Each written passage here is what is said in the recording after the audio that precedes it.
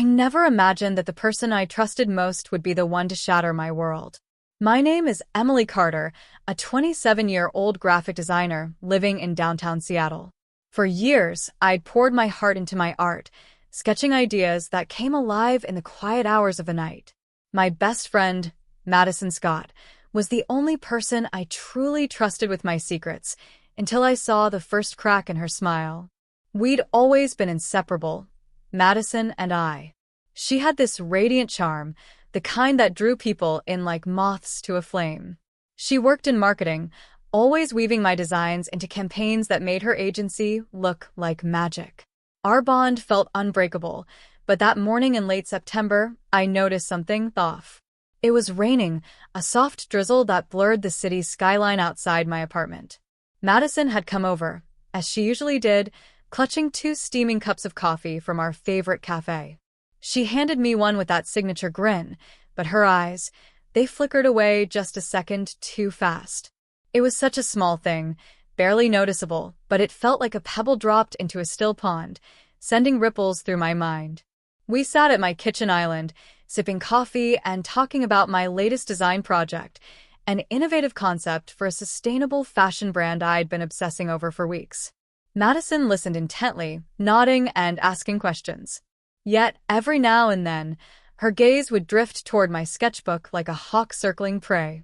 At first, I brushed it off. Maybe she was just curious, I told myself. But as she left that morning, her parting words stuck with me. "I'm sure this idea is going to make waves, Em," she said, her voice sweet but distant. "It's so fresh." Fresh. It wasn't the word itself, but the way she said it, like she was already making plans of her own. I tried to shake it off. Madison was my best friend, my confidant. I was just being paranoid, right? But the unease clung to me.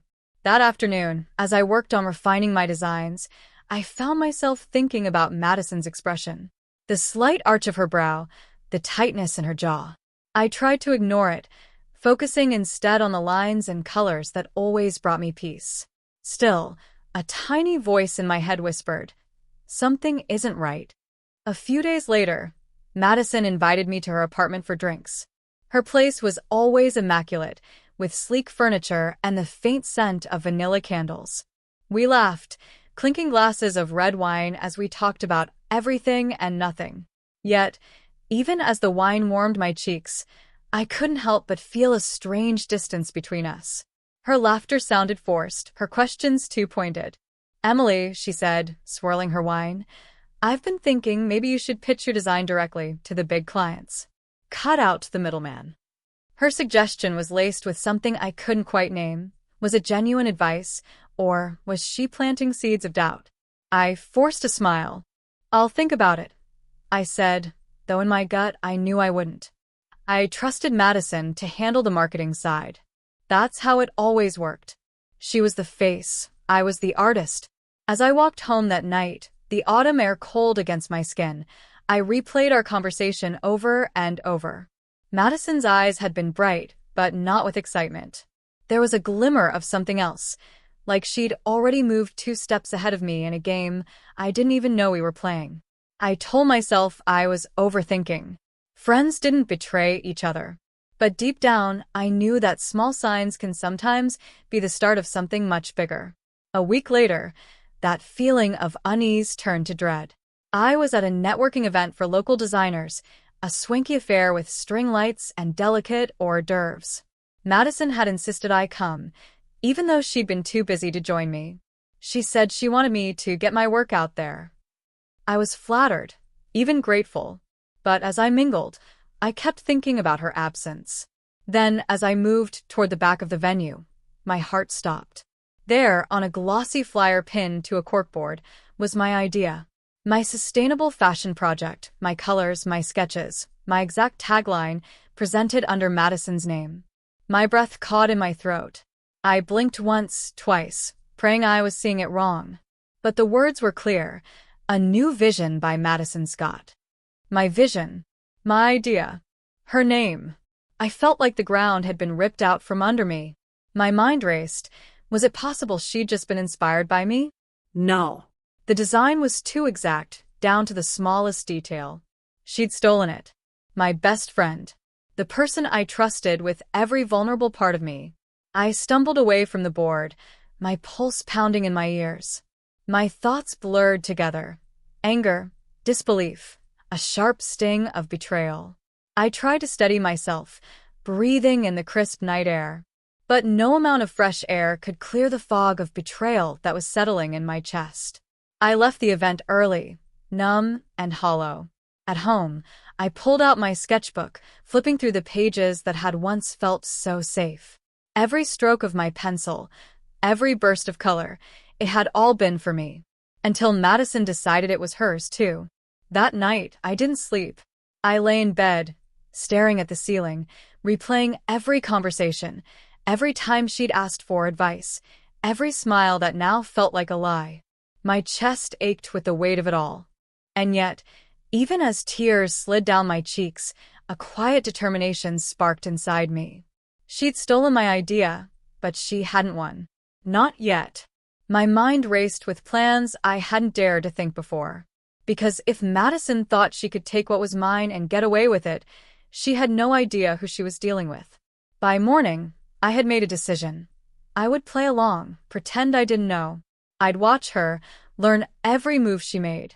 Madison might think she'd won, but she was about to find out how wrong she was. I kept my discovery close to my chest, refusing to let Madison know that I'd seen the flyer.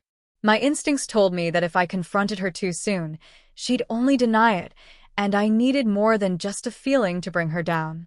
So I played the part of the supportive friend, all the while studying her every move. Over the next few weeks, Madison was everywhere. She posted polished updates on her social media, boasting about her new sustainable fashion project. She even secured a feature in a local design magazine. Seeing my sketches in glossy print under her name was like watching my soul being sold to the highest bidder. Every time I saw her face, her bright smile, her confident tone, I felt a jolt of rage. But I didn't let it show. Instead, I mirrored her excitement, offering congratulations and pretending to be impressed. It was the hardest performance of my life. Madison was quick to notice my sudden enthusiasm. "I'm so glad you're on board, Em," she said over lunch at a trendy bistro downtown. "This could really be our big break." Our. The word was a dagger in my gut, but I only smiled and nodded. "I'm excited for you, Madison." "Really?" I said, even though every fiber of my being wanted to scream the truth.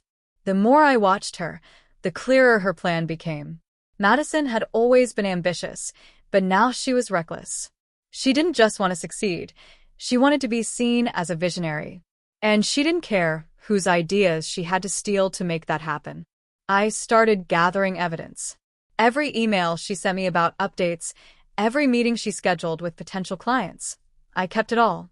I recorded our conversations when she wasn't paying attention. I knew I couldn't confront her until I had proof that she'd taken my work and passed it off as her own. One afternoon, I managed to slip into her apartment under the guise of helping her prep for a presentation.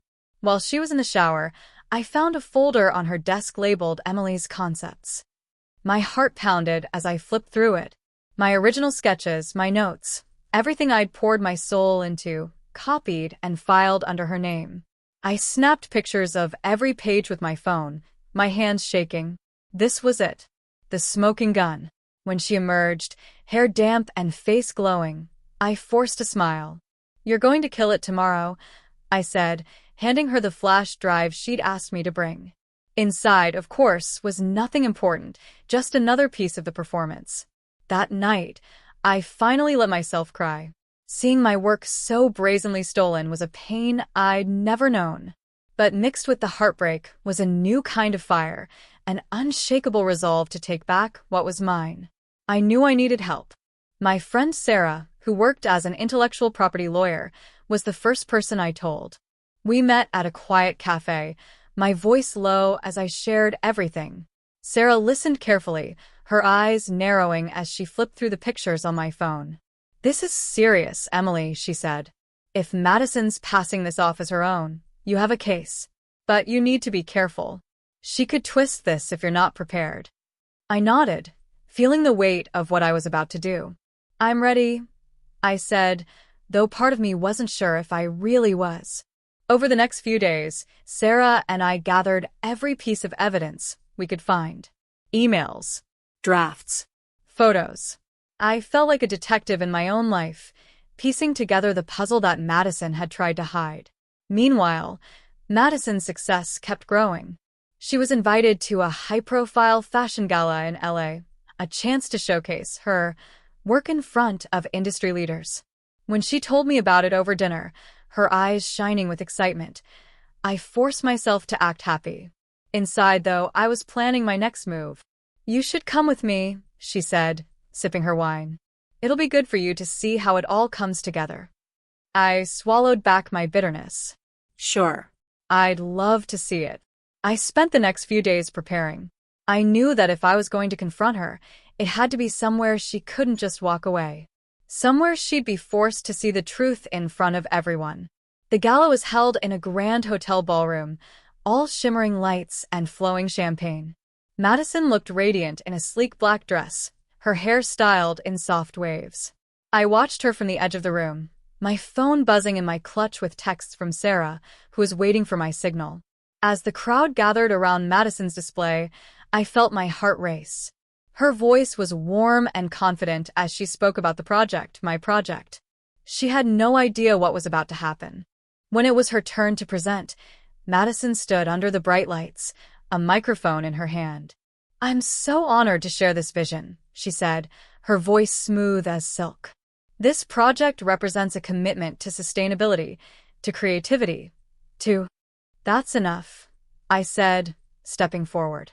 Heads turned, and Madison's smile froze on her face. "Emily," she said, her voice a nervous laugh. "What are you?" "I'm here to tell the truth," I said, my voice clear and calm. My hands shook, but I didn't care. I turned to the crowd. "This project isn't Madison's. It's mine. Every sketch, every idea, it was stolen from me." A gasp rippled through the crowd. Madison's eyes widened, her face pale. "That's not true," she stammered. "Emily, what are you doing?" I pulled out my phone, showing the photos of my original sketches. "These are dated before Madison ever saw them. I have emails, recordings, proof that she took my work and called it her own." The room was silent. Madison's face was a mask of horror. I could see her trying to think of what to say, how to spin it. But there was nothing she could do. The evidence was right there, undeniable. A man from the magazine who'd interviewed her stepped forward, his brow furrowed. "Madison, is this true?" he asked. She opened her mouth, but no sound came out. Her eyes flickered between me and the crowd, and for the first time, I saw her facade crack. The confident, charming woman who could sell anything was gone, replaced by a scared, desperate girl who'd finally been caught. I took a deep breath. The weight of years of trust and betrayal finally lifted. Madison had stolen my idea, but she couldn't steal my strength. And in that moment, I knew I was ready to finish what I'd started. The next day, the story was everywhere. Social media buzzed with hashtags and reposts of the confrontation at the gala. Madison's name trended for all the wrong reasons, while my inbox flooded with messages of support from strangers who'd seen the video of my calm, unwavering truth. But it wasn't just digital whispers. The magazine that had once praised Madison's innovative vision published a retraction the very next morning. They issued an apology to me, stating they'd been misled about the project's true origins. My inbox pinged with a personal email from the editor, asking for an interview so I could finally share my side of the story. Madison tried to reach out to me, of course. She called, texted, even left a note at my apartment door begging me to meet her. But I was done listening to her lies. She'd crossed a line, and there was no coming back. For a while, I expected her to show up at my door, tearful and apologetic. Instead, she went quiet. The silence was unsettling, like the calm after a storm, when you're waiting for the next wave to hit. But it never did. Maybe she realized there was no fixing this. Maybe she was too ashamed to face me. Either way, I was done giving her my energy. The fallout extended beyond the fashion world. Friends who had once flocked to Madison for her charisma now kept their distance. She tried to post photos of herself at brunches and charity events, but the comments turned from compliments to questions. "Is this really yours?" people asked. "Are you sure you didn't steal this idea too?" It was strange to see her unravel like that. Part of me felt a flicker of sympathy. Madison had built her whole life on an illusion. Without it, she seemed hollow, like a house of cards that had finally collapsed. But I didn't let that distract me from what came next. With Sarah's help, I filed an official complaint against Madison for copyright infringement. She was forced to remove all my designs from her website and issue a public apology. It wasn't enough to erase the hurt she'd caused, but it was a start. My first real victory came when a major fashion house reached out to me after the retraction. They'd seen the designs and wanted to talk about a potential collaboration. It was the kind of break I'd always dreamed of, an opportunity to showcase my work to the world without anyone else's name attached. I remember walking into that meeting, my heart pounding in my chest. The creative director, a poised woman named Ava, greeted me with a smile that felt genuine. "Emily, your work speaks for itself," she said, flipping through the portfolio I'd prepared. "I'd love to see what we could create together." For the first time, I felt like the person I'd always hoped to be. Confident. Respected. Scene. Meanwhile, Madison disappeared from the scene. She deleted her social media accounts and stopped returning calls from the people who'd once championed her. I heard she moved back to her parents' house in Connecticut, leaving behind the shiny city life she'd so carefully curated. In a way, it felt like poetic justice. Her lies had finally caught up with her. But the strangest part was that I didn't feel triumphant. I didn't feel like I'd won some kind of war. What I felt was a quiet, steady relief. I was free from the shadow she'd cast over my life for so long. Free to create without fear. Of course, it wasn't all smooth sailing. In the weeks after the gala, I found myself wrestling with doubt. Had I been too harsh? Should I have confronted her privately instead of making a scene? But every time those questions crept in, I reminded myself that Madison had chosen this. She'd stolen from me and then lied about it to everyone, even when I'd given her a chance to tell the truth. One night, as I was sketching in my studio, my phone buzzed with a message from Sarah. She's finally admitted it. She sent me a statement for the case. She's not fighting it anymore. I let out a breath I hadn't realized I was holding. It was over. With Madison's confession, my case was closed, and the rights to my designs were officially restored to me. It felt like a victory, but more than that, it felt like closure. I didn't need to keep fighting. I didn't need to prove anything to anyone. The world knew the truth, and more importantly, so did I. The day I signed the contract with the fashion house, I walked out of their offices feeling lighter than I had in years. The city felt different, too, less intimidating, more alive. I stopped for coffee at a corner cafe, letting the sun warm my face as I thought about everything I'd been through. I'd lost a friend, but I'd found myself. And as much as it hurt, I wouldn't have changed a thing. As the weeks turned to months, my work began to flourish in ways I'd only imagined. My designs were featured in shows and magazines, and each time I saw my name in print, I felt a spark of pride. Not because it was my name, but because it was my vision, my truth. I still thought about Madison sometimes, especially when I passed the cafe where we used to meet or the boutique where we'd spent hours dreaming up our future. But those memories didn't sting the way they used to. They felt like distant echoes of a life I'd outgrown. In the end, I realized that Madison hadn't just stolen my designs, she'd stolen my voice. For years, I'd let her speak for me, let her take credit for my ideas because I was too afraid to stand up. But the moment I stepped into that gala and spoke my truth, everything changed. And I knew I'd never let anyone steal my voice again. 6 months later, I found myself standing in front of the Grand Hall of the Metropolitan Museum of Art, about to attend my first solo exhibition. My designs, the ones Madison had tried to pass off as her own, were now proudly displayed under my name. The journey here had been anything but easy, but as I looked at the line of people waiting to see my work, I knew every step had been worth it. Sarah was there, Of course, her bright smile and unwavering faith in me like a beacon of light in the crowd. She'd been my rock through everything, pushing me to stand my ground even when it felt like the whole world was against me. As I walked through the hall, past the mannequins draped in my designs, I felt a surge of emotion I couldn't quite name. It wasn't just pride, it was a deep, abiding sense of finally belonging. For so long, I'd felt like an outsider in my own dreams, overshadowed by Madison's lies and manipulations. But tonight, there was no shadow. There was only light. The fashion house collaboration had been the turning point. Working with Ava and her team had reignited my passion in a way I hadn't felt since I was a kid, sketching dresses in the margins of my math homework.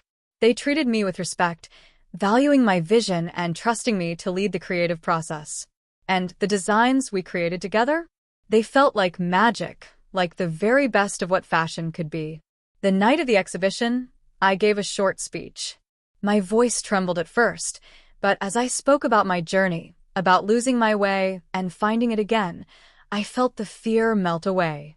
The audience listened intently, and when I finished, the applause was thunderous. In that moment, I realized that the real power wasn't in the designs themselves, but in the story they told. My story. After the show, people approached me one by one to share their own stories of betrayal, of resilience, of finding their voice. It was humbling and beautiful, and I felt a sense of connection that went beyond the glitz and glamour of fashion. We were all just trying to be seen, to be heard. Madison was nowhere to be found that night. I'd heard she was still in Connecticut, laying low and trying to figure out her next move. Part of me wondered if she'd ever find her own redemption, if she'd ever face the truth of what she'd done. But I knew that wasn't my burden to carry anymore. My journey was about me now. In the months that followed, I poured myself into my work. I experimented, took risks, and let my creativity guide me in ways I never had before. The fashion house extended our collaboration, and soon I was traveling to Paris and Milan, meeting designers and artists who inspired me beyond measure. One afternoon in Paris, I found myself sketching in a small cafe near the Seine. The city felt like a dream: cobblestone streets, the scent of fresh bread in the air, the distant strains of a violin. As I worked, I felt a quiet certainty settle over me. This was where I was meant to be. Creating, dreaming, living fully in the moment. Sarah visited often, and we'd spend hours talking about everything: life, love, the future. She'd started her own law firm, specializing in intellectual property rights. "You inspired me," she said one night over wine. "Seeing you fight for yourself made me realize how much I want to help other artists do the same."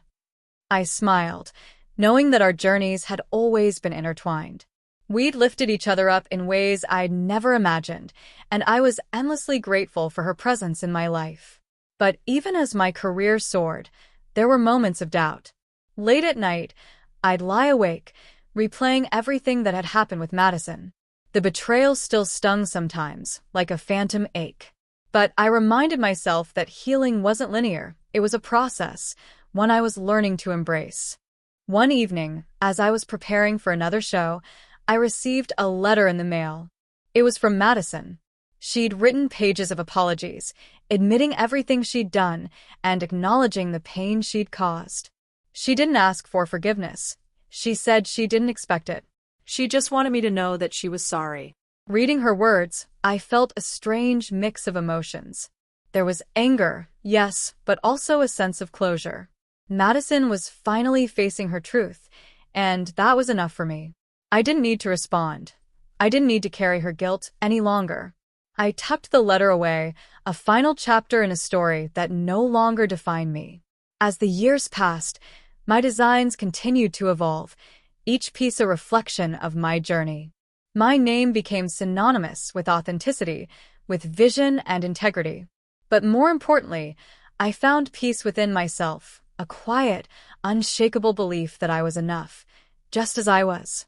One night, standing on a balcony in Milan, I watched the city lights flicker like stars below me. I thought about the girl I used to be, the one who'd let Madison take her voice because she didn't believe it was worth hearing.